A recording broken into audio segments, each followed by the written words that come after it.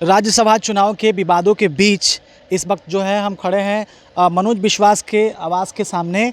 उन्होंने आज राज्यसभा चुनाव के विवाद के बारे में अपनी कुछ बातें कही हैं।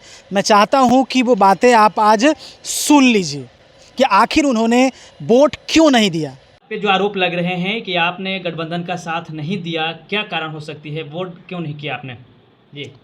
सबसे पहले तो आप तमाम दर्शकों को और पूरा बिहार वासियों को आप देखे होंगे कि इस चुनाव के दरमियान में जो हमारे दल का नेता थे राजेश राम जी, इस चुनाव में कहीं इन्वॉल्व नहीं किया गया था। और हम लोग का दल तय करती है, हम लोग जिस दल से आते हैं कांग्रेस का नेता तय करते हैं कि आपको क्या करना है। कई बार मीटिंग में भी हम लोग ने ये बात रखी थी कि सर हम लोग का विधायक है, सिर्फ हम लोग का जो तय होता है वो प्रदेश अध्यक्ष का और दिल्ली से हम लोग का तय होता है। एक बार उनसे बात कर ली। कई बार हमने ये भी कई तरह की बात भी आई थी, उसमें हम लोग सब चीज़ को खारिज करके हम लोग डायरेक्ट बोले थे कि हम लोग का नेता राजेश राम है, उनसे आप बात कीजिए। उसके बाद कई बार हम लोग आपस में सारा विधायक भी बैठे, कई बार यही बात हो रही थी।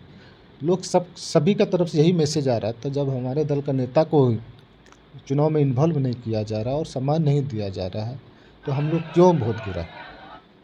कई तरह की बात ऐसी आए। चुनाव से पहले कई तरह की ये भी कयास लगाई जा रही थी कि हिना साहब प्रत्याशी होंगे, अब्दुल बारी सिद्दीकी प्रत्याशी होंगे, और हम जिस क्षेत्र से चुनाव जीत के आते हैं अल्पसंख्यकों की बड़ी आबादी हमारे साथ खड़े रहे। तो क्षेत्र में हम लोग जाते थे तो चर्चा होती थी कि नहीं, कम से कम हिना साहब को अगर प्रत्याशी, लोगों का भी मांग था, हम लोग भी ये रखते थे हिना साहब को प्रत्याशी बनाया जाएगा। तो हम लोग को भी लगा कि जिस समुदाय का सबसे ज़्यादा वोट हमको मिलता है, इंडिया गठबंधन अगर सबसे ज़्यादा अगर मजबूती से कोई वोट साथ देते तो वो अल्पसंख्यक समुदाय के लोग।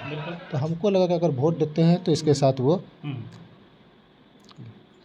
तो वैसा कुछ नहीं, ना ही हमको प्रत्याशी, हमको एक ही चीज़ का कष्ट था। इस चुनाव में हमारे जो प्रदेश अध्यक्ष है राजेश राम जी, उसको कहीं इन्वॉल्व नहीं किया गया था। इस चीज़ की खाली दुख थी। एडी सिंह जो हैं, उनके बारे में क्या जानकारी थी आपको कि वो प्रत्याशी के रूप में आ रहे हैं? ये तो कब पता चला हमको लगता है 4 तारीख को रात से ये न्यूज़ चल रहा था कि रामधारी सिंह को प्रत्याशी बनाया जाएगा। जबकि उससे पहले सारा आप लोग भी देखे होंगे, अब्दुल बारी सिद्दीकी का नाम आ रहा था, हिना साहब का नाम आ रहा था, स्वयं नेता प्रतिपक्ष का नाम आ रहा था, कई तरह का और थे कि तो यही है सच्चाई यही है।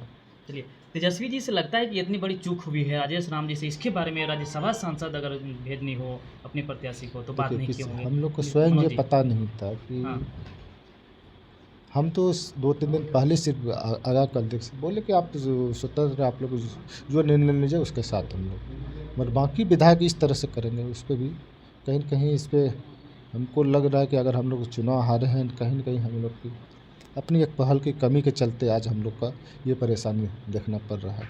आगे क्या करने वाले हैं मनोज जी? आगे तो हम लोग का नेता तय करते हैं, नेता का जो आदेश होगा उस पर हम लोग काम करेंगे। क्या इस संबंध में राहुल जी से भी बातचीत हुई है शीर्ष नेतृत्व से? नहीं, अभी कहीं किसी से कोई बात नहीं हो रही। तो आपने सुना कि किस तरीके से जो कांग्रेस के नेता है यहाँ पे बिहार में, जिनको जिस तरीके से आरजेडी के लोगों ने कभी महत्व नहीं दिया, कभी सम्मान नहीं दिया, और बात यही थी, लड़ाई इस चीज़ की थी कि कभी भी कांग्रेस के जो शीर्ष नेता हैं बिहार में उनको सम्मान नहीं दिया गया। तेजस्वी यादव के तरफ से एक मैसेज कन्वे नहीं किया गया, यानी कि सीधे तौर पर कह सकते हैं कि कांग्रेस के जो वरिष्ठ नेता हैं बिहार में उनको तेजस्वी यादव ने पूछा ही नहीं, अच्छा मैसेज कन्वे ही नहीं किया, जिसके वजह से कांग्रेस के 3 विधायकों ने तेजस्वी यादव के समर्थन में वोट नहीं डाला। बाकी इसके बारे में आपका क्या सोचना है, अपनी प्रतिक्रिया ज़रूर दीजिएगा। आज के लिए इतना ही। जय हिंद, जय भारत।